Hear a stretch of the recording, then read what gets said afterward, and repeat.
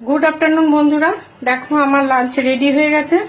আজকে লাঞ্চে দেখো আমি কি কি রেখেছি। আজকে লাঞ্চে রেখেছি গরম গরম সাদা ভাত, এখানে রেখেছি বিউলির ডাল ৫ সোমবারা দিয়ে, আর এখানে রেখেছি ভাজা হিসাবে বেগুন ভাজা, এখানে রেখেছি পুঁই শাক কুমড়ো আলু দিয়ে একটু কষা কষা করেছি, এটা ৫ সোমবারা দিয়ে করেছি। আর এখানে করেছি বাঁধাকপির তরকারি, এটা আমি জিরে ফোড়ন দিয়ে করেছি, আর উপর দিয়ে একটু ধনেপাতা দিয়েছি, ঘি গরম মশলা দিয়েছি। এই হচ্ছে আজকে আমার নিরামিষ থালি। আর এখানে আমি কিছুটা ডিমের ঝোল করেছি ধনেপাতা দিয়ে, পাতলা করে, পেঁয়াজ রসুন দিইনি। এটা হচ্ছে আজকে আমার লাঞ্চ মেনু।